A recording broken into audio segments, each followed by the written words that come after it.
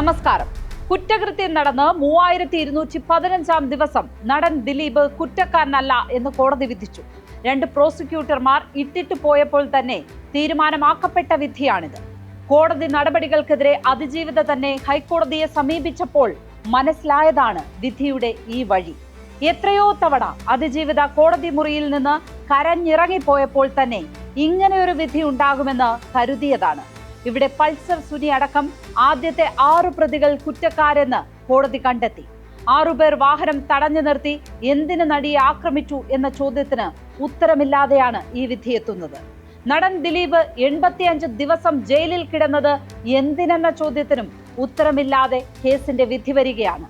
ഇനി ശിക്ഷ വിധിക്കും, അതെന്തുമാകട്ടെ. പക്ഷേ ചെയ്ത കുറ്റം ലോകത്തെ ഏറ്റവും നീചമായതാണ്. ഏറ്റവും അധമമായ മാർഗം ഉപയോഗിച്ച് ഒരു സ്ഥിരം കുറ്റവാളി അതിജീവിതയെ ആക്രമിച്ച് മാനം കെടുത്താനാണ് ശ്രമിച്ചത്. മനസ്സിൽ അത്ര മാലിന്യമുള്ളവർക്ക് മാത്രം ചെയ്യാൻ കഴിയുന്ന കുറ്റം. ഇതുവരെ ഈ കേസിൽ കൊലയാളി ഉപയോഗിക്കുന്ന തോക്കോ വാളോ പോലുള്ള ഒരു ഉപകരണം മാത്രമായിരുന്നു പൾസർ സുനി. ഇപ്പോൾ ഉപകരണവും ഉപയോക്താവും പൾസർ സുനി തന്നെയായി. ആ കേസിലെ ശിക്ഷിക്കപ്പെട്ട മറ്റു പ്രതികളും അങ്ങനെ തന്നെയാണ്. ഇവിടെ ഈ കുറ്റകൃത്യം സംഭവിച്ചതു മുതൽ സധൈര്യം നേരിട്ട ആ പ്രിയ നടിക്കാണ് കൂപ്പുകൈ അർപ്പിക്കേണ്ടത്. അതുവരെ തല താഴ്ത്തി വീട്ടിലിരുന്ന് കരയാൻ വിധിക്കപ്പെട്ടവരായിരുന്നു ഇരകൾ. ഇര എന്ന വാക്കിൽ നിന്ന് അതിജീവിത എന്ന പദം ഉണ്ടായത് ഈ സംഭവത്തോടെയാണ്. സമൂഹത്തിലെ നാനാ തുറകളിൽ നിന്നുമുള്ള സ്ത്രീകളും പുരുഷന്മാരും ആ പെൺകുട്ടിക്ക് ഒപ്പം നിന്നു. ഇനിയും അങ്ങനെ തന്നെ നിൽക്കുകയും ചെയ്യും. സ്പോട്ട്ലൈറ്റ് ആരംഭിക്കുന്നു ദിലീപ് എന്ന പ്രതി കുറ്റവിമുക്തനായപ്പോൾ. 9 മാസത്തിനിടെ എത്ര തവണയാണ് ആവർത്തിച്ച് നടിക്ക് കോടതിയിൽ എത്തേണ്ടി വന്നത്. പല ദിവസവും രൂക്ഷമായ ചോദ്യം ചെയ്യലിനെ തുടർന്ന് കരഞ്ഞാണ് ഇറങ്ങിപ്പോയത്. എന്നിട്ടും അടുത്ത അവധിക്ക് എത്തുകയാണ്. ഈ കേസ് തെളിയിക്കുക എന്നത് ജീവിത വ്രതമായി ഏറ്റെടുക്കുകയാണ്. അങ്ങനെ ഉണ്ടായതാണ് ഈ വിധി. പക്ഷേ എന്താണോ കേസിൽ പ്രധാനമായും ആരോപിച്ചത് അതുമാത്രം തെളിയിക്കപ്പെടാൻ കഴിഞ്ഞില്ല. പൾസർ സുനി എന്ന സുനിൽ കുമാർ ചെയ്ത കുറ്റകൃത്യം തന്നെയാണ് ഈ കേസിന്റെ കേന്ദ്രം. പക്ഷേ കേസിന്റെ കാതൽ അതായിരുന്നില്ല.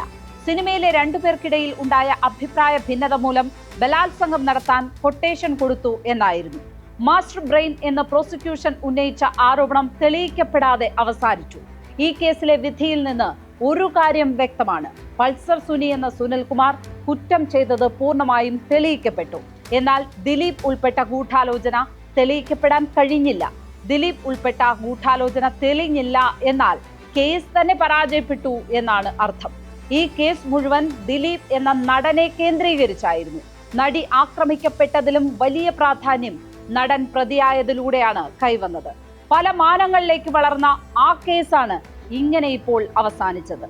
4000-ലേറെ പേജുകളിൽ സാക്ഷിമൊഴികളും തെളിവുകളും ഹാജരാക്കപ്പെട്ട കേസാണിത്. അതിന്റെ ശ്രദ്ധ എന്തായിരുന്നോ അത് പാളിപ്പോയി. എന്തുകൊണ്ട് ഇങ്ങനെ ഒരു കേസും ഇങ്ങനെ ഒരു വിധിയും ഉണ്ടായി എന്ന് സമൂഹം പഠിക്കുക തന്നെ വേണം. 10 പ്രതികൾ, 261 സാക്ഷികൾ, 833 രേഖകൾ. അന്നു മുതൽ ഇന്നു വരെ നടന്ന കാര്യങ്ങൾ ഓർത്തെടുക്കുന്നത് ഈ കേസിന്റെ പ്രാധാന്യം വ്യക്തമാക്കും. ഏതെങ്കിലും ഒരാൾ കുറ്റവിമുക്തനായതിന്റെ പേരിൽ ഇട്ടിട്ടു പോകേണ്ടതല്ല ഈ കേസ് എന്ന് ആ നാൾ വഴി പറഞ്ഞു തരും. 2017 ഫെബ്രുവരി 17 ഷൂട്ടിംഗ് കഴിഞ്ഞ് തൃശൂരിൽ നിന്ന് കൊച്ചിയിലേക്ക് നടി യാത്ര ചെയ്യുന്നു.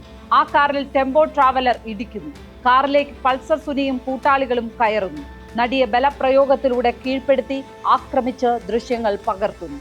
ശേഷം ലാൽ സ്റ്റുഡിയോയ്ക്ക് സമീപം ഇറക്കി വിടുന്നു. സംവിധായകനും നിർമ്മാതാവും നടനുമായ ലാലിന്റെ വീട്ടിലേക്ക് നടി ഓടിക്കയറുന്നു. കാര്യങ്ങൾ പറയുന്നു.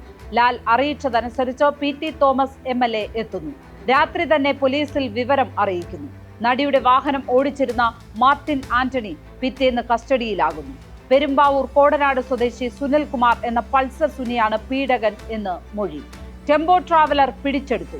കളമശ്ശേരി മജിസ്ട്രേറ്റിനു മുന്നിൽ നടി രഹസ്യമൊഴി നൽകുന്നു. അന്വേഷണത്തിന് പ്രത്യേക സംഘത്തെ രൂപീകരിച്ചു. ഫെബ്രുവരി 19 വടിവാൾ സലിം, കണ്ണൂർ സ്വദേശി പ്രദീപ് എന്നിവർ കോയമ്പത്തൂരിൽ നിന്നും പിടിയിലാകുന്നു. കൊച്ചി ദർബാർ ഹാൾ ഗ്രൗണ്ടിൽ നടിക്ക് ഐക്യദാർഢ്യം പ്രഖ്യാപിച്ച് കൂട്ടായ്മ. ക്രിമിനൽ ഗൂഢാലോചനയുണ്ടെന്ന് നടി മഞ്ജു വാര്യർ ദിലീപിനെ സാക്ഷിയാക്കി പറയുന്നു. പിറ്റേന്ന് സുനിക്ക് പണം നൽകിയ അമ്പലപ്പുഴ കക്കാഴം സ്വദേശി അൻവർ പിടിയിലാകുന്നു. ഫെബ്രുവരി 21 തമ്മനം സ്വദേശി മണികണ്ഠൻ പിടിയിൽ. ഒരു സിനിമാ നടന് പങ്കുണ്ടെന്ന് വാർത്തകൾ വന്നപ്പോൾ അത് താനല്ല എന്ന് പറഞ്ഞ് ദിലീപിന്റെ ഫേസ്ബുക്ക് പോസ്റ്റ്. ഫെബ്രുവരി 23 ഒന്നാം പ്രതി പൾസർ സുനിയും കൂട്ടാളി വിജീഷും അറസ്റ്റിൽ. പോലീസിനെ വെട്ടിച്ച് Ernakulam additional chief judicial magistrate കോടതിയിലെത്തിയവരെ നാടകീയമായി കീഴടക്കി. പൾസർ സുനി ആലപ്പുഴയിലെ 2 കേസുകളിലെ പിടികിട്ടാപ്പുള്ളിയെന്ന് പോലീസ് അറിയിക്കുന്നു. 2017 ഫെബ്രുവരി 26 കോയമ്പത്തൂരിലെ തെളിവെടുപ്പിൽ ടാബും ഫോണും കണ്ടെത്തിയത്. മാർച്ച് 1 മൊബൈൽ ഫോണിനായി കൊച്ചി കായലിലും അമ്പലപ്പുഴയിലും അന്വേഷണം നടത്തിയെങ്കിലും കിട്ടിയില്ല. മാർച്ച് 18 അങ്കമാലി മജിസ്ട്രേറ്റ് കോടതിയിൽ ആദ്യ കുറ്റപത്രം സമർപ്പിച്ചു. പൾസർ സുനിയാണ് ഒന്നാം പ്രതി. ജൂൺ 28 ദിലീപ്, നാദിർ ഷാ എന്നിവരെ ആലുവ പോലീസ് ക്ലബിൽ 13 മണിക്കൂർ ചോദ്യം ചെയ്ത് വിട്ടയച്ചു. ജൂലൈ 10 നടൻ ദിലീപ് അറസ്റ്റിലായത്. ഒക്ടോബർ 3 85 ദിവസത്തിന് ശേഷം ദിലീപിന് ജാമ്യം കിട്ടി. നവംബർ 22 ദിലീപ് 8ാം പ്രതിയായി അനുബന്ധ കുറ്റപത്രം സമർപ്പിച്ചു.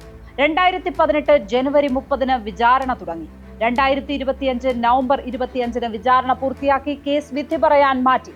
ആ വിധിയാണ് ഇപ്പോൾ വന്നത്. ഇതിനിടയിൽ WCC രൂപം കൊണ്ടു. അവർ മുഖ്യമന്ത്രിയെ കണ്ട് പരാതി നൽകി. ജസ്റ്റിസ് ഹേമ കമ്മിറ്റി രൂപീകരിക്കപ്പെട്ടു. സിനിമാ മേഖലയുടെ ചരിത്രത്തിലാദ്യമായി ഒരു റിപ്പോർട്ട് പ്രസിദ്ധീകരിച്ചു. സ്ത്രീകൾ എല്ലാ തരത്തിലും നേരിടുന്ന അവഗണനയും പീഡനവും തുറന്നു പറയുന്നതായിരുന്നു ആ റിപ്പോർട്ട്. അത് ലഭിച്ച ശേഷം വർഷങ്ങളോളം പ്രസിദ്ധീകരിക്കാതെ സൂക്ഷിച്ചു വെച്ചു. ഒടുവിൽ സമ്മർദ്ദം ശക്തമായപ്പോൾ റിപ്പോർട്ട് പ്രസിദ്ധീകരിച്ചു. അമ്മ ജനറൽ സെക്രട്ടറി ആയിരുന്ന സിദ്ദിഖിനെതിരെ പീഡന പരാതി വന്നു. സിദ്ദിഖ് രാജിവെച്ചു. പിന്നാലെ പ്രസിഡന്റ് മോഹൻലാൽ ഉൾപ്പെടെയുള്ളവർ രാജിവെച്ചു. നടനും MLA-യുമായ മുകേഷിനെതിരെയും പരാതി വന്നു. ചലച്ചിത്ര അക്കാദമി ചെയർമാൻ രഞ്ജിത്തിനും പരാതിയെ തുടർന്ന് രാജിവെക്കേണ്ടി വന്നു. അമ്മ സംഘടനയ്ക്ക് ശ്വേതാ മേനോൻ പ്രസിഡന്റായും കുക്കു പരമേശ്വരൻ ജനറൽ സെക്രട്ടറിയായും പുതിയ ഭരണസമിതി നിലവിൽ വന്നു. ഇത്രയും കഥകൾ ഒന്നുകൂടി ഓർക്കാതെ ഈ കേസിന്റെ വിധി അടച്ചുവെക്കാനാകില്ല. കള്ളക്കഥ കോടതിയിൽ തകർന്നു വീണു എന്നാണ് ദിലീപ് പറഞ്ഞത്. ആദ്യം പോലീസ് പ്രതികളെ കൂട്ടുപിടിച്ച് കഥയുണ്ടാക്കി എന്നും ആ കഥയ്ക്ക് ചില മാധ്യമങ്ങൾ പ്രചാരണം നൽകിയെന്നും ദിലീപ്. തന്റെ കരിയറും ജീവിതവും നശിപ്പിക്കാനാണ് ഇത് ചെയ്തത് എന്നും പറഞ്ഞ് ദിലീപ് കോടതിയിൽ നിന്ന് പുറത്തുപോയി. ഇനി മലയാള സിനിമയിൽ വീണ്ടും ദിലീപിന്റെ സമയമാകാം. ദിലീപ് നിയന്ത്രിച്ചിരുന്ന സിനിമാ ലോകം വീണ്ടും അങ്ങനെയാകാം. കേസിൽ പ്രതിയായിരുന്ന കാലത്തും ദിലീപിന് നിർമ്മാതാക്കളുടെ സംഘടനയിൽ നിർണായക ശബ്ദമുണ്ടായിരുന്നു. സിനിമാ ലോകത്ത് നിർണായക സ്വാധീനവും ഉണ്ടായിരുന്നു. ഇനി ഇതൊക്കെ പഴയതുപോലെയാകാം. ഈ കേസിൽ യഥാർത്ഥ ഗൂഢാലോചന നടന്നത് തന്നെ പ്രതിയാക്കാനാണെന്ന് ദിലീപ് പറഞ്ഞു. അങ്ങനെ ഉണ്ടെങ്കിൽ ആ കേസും കോടതി കേൾക്കണം. ദിലീപ് എന്ന നടനെ പ്രതിയാക്കാൻ ഒരു ഗൂഢാലോചന നടന്നിട്ടുണ്ടെങ്കിൽ അത് പുറത്തു വരിക തന്നെ വേണം. പക്ഷേ ഇവിടെ മറ്റൊന്നുണ്ട്. ആ നടി ഇതൊക്കെ അനുഭവിച്ചതാണ്. അതുമാത്രം മായയാണെന്ന് കോടതി പറഞ്ഞിട്ടില്ല. നടിയെ ആക്രമിച്ചതും കീഴടക്കിയതും ദൃശ്യങ്ങൾ ചിത്രീകരിച്ചതുമെല്ലാം സംഭവിച്ചതാണെന്ന് കോടതി പറഞ്ഞു. ഇവിടെ കേരളം ഇനിയും നിൽക്കേണ്ടത് അവൾക്കൊപ്പമാണ്. അവൾക്കൊപ്പം മാത്രമാണ്. അവൾക്ക് നീതി കിട്ടാൻ വേണ്ടിയാണ് നമ്മൾ ഇനിയുള്ള നാളുകളും ചെലവഴിക്കേണ്ടത്. ഒരു തുള്ളി കണ്ണീർ അവൾക്ക് വേണ്ടി വീഴ്ത്താതെ ഇന്നത്തെ ദിവസം നാം ഉറങ്ങുന്നത് എങ്ങനെ? സ്പോട്ട്ലൈറ്റ് ഇനി മറ്റൊരു വിഷയവുമായി നാളെ ഇതേ സമയം. നമസ്കാരം.